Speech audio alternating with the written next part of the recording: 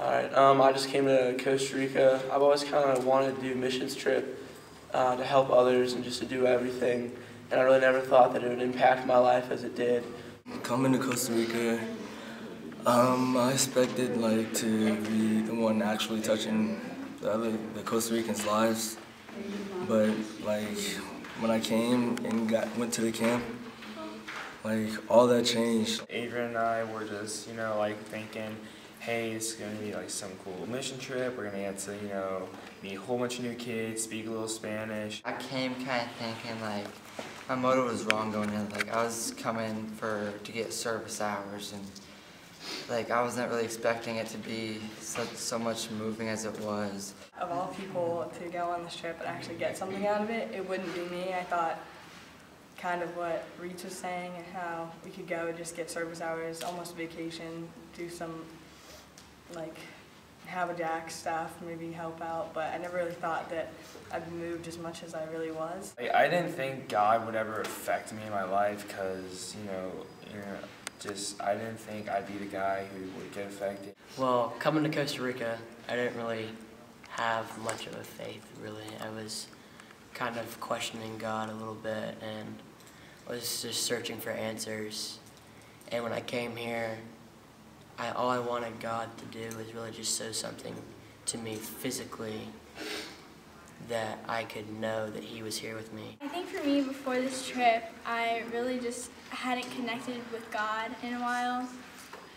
And you come on this trip and you expect to have that life-altering moment.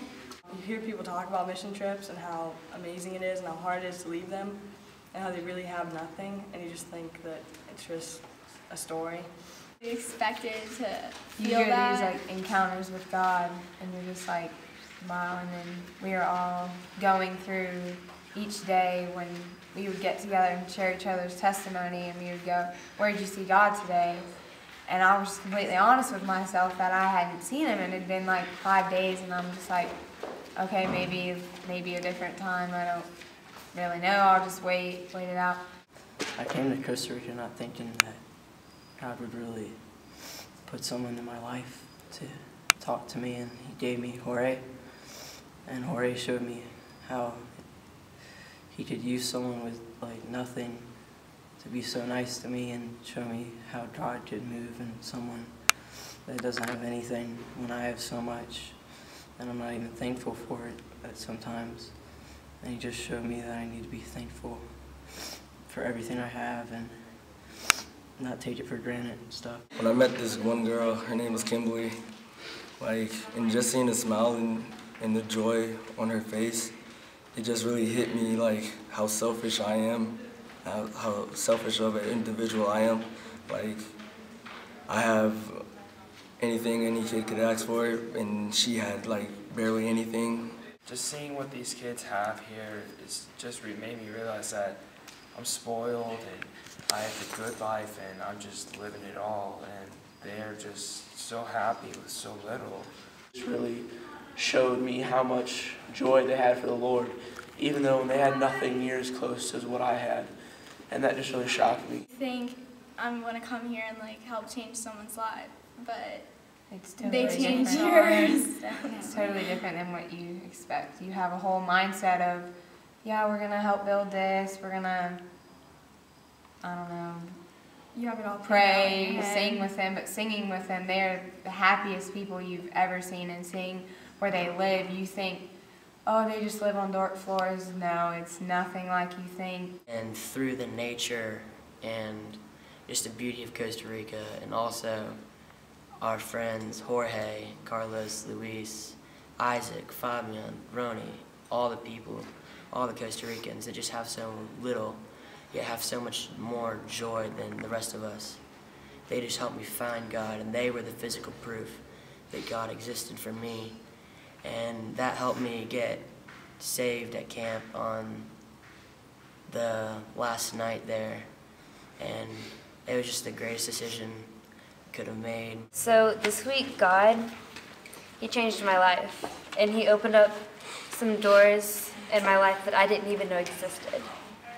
He made me realize His true love for everybody. and for me especially. The way I saw God move was incredible. Like, there was one day at camp, like everyone, even some of the campers there, the Costa Ricans, Mr. Gray was playing the guitar. We were all circled up right next to the field, all just singing praise songs. It was probably the most surreal thing I've ever seen.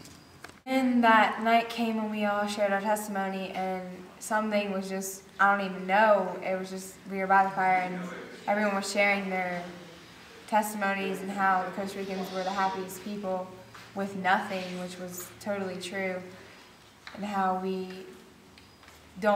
focus on the non-important things, and we get all wrapped up, and it just came down on me so hard, and after I just went to Larissa and just let it go, and tears just came. We went to church the next morning, and I thought it was just going to be like, oh, it's a different language, I'm just going to sit there, I'm not going to understand anything that they're saying, and maybe I'll get something out of it, maybe.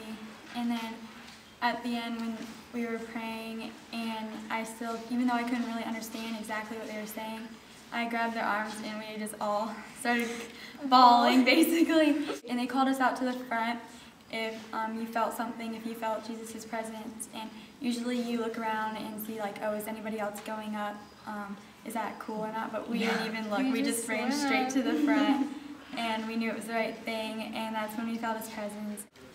There was something like holding me back, and tonight when Sonordo said that the guilt be lifted for everyone, and it was literally a weight lifted off. Everything that I've been worrying about, everything in my life was just gone. And then out of that love, he will forgive me, and if I fall again, he will forgive me again. It's just something I've never experienced, and I'm glad that I did it, and I'm going to do it again. There's this little kid named Vladimir. I know, crazy name, but he was really cool, and for such a little kid, he was so inspiring. And he gave me his Bible for a little bit, and he tried to help me read it, but it was all in Spanish, so I didn't know anything.